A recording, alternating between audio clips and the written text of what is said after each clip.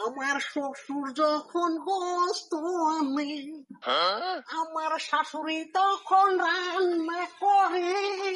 ও শ্বশুর গো, আপনার মতো ভালো মানুষ নাই তো। দেখ সবে কেলের কাম খাওন পাইলে কত রঙের গান বাড়ায়।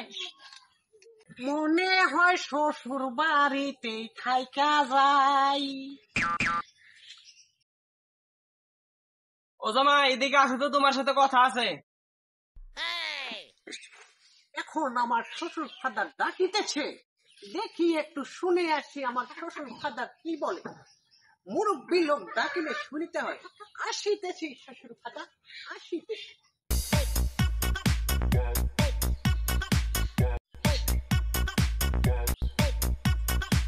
আমাকে আপনি দেখেছেন মনে হয় শ্বশুর ফাদার।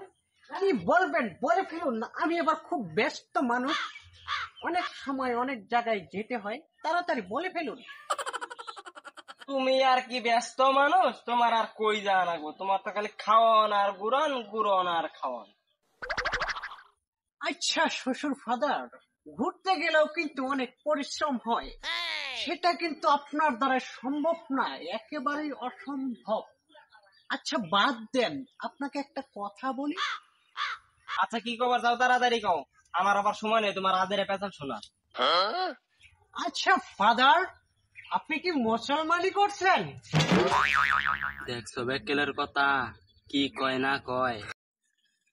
আচ্ছা শ্বশুর ফাদার, বাদ দেন এসব, জানার আমার ইচ্ছেও নেই। এবার বলেন তো, আপনি কি বিয়ে করেছেন?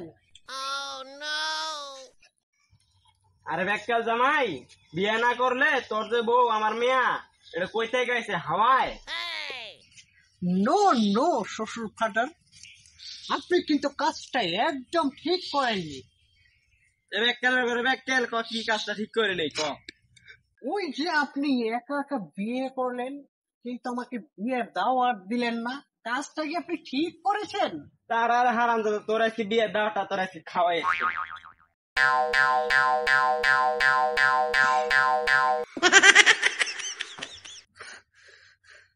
আজকে ধরা বেলা আজকে বিয়ের দাওয়াটা খেলে যান, আজকে বেকেলের করে বেকেলের যায়।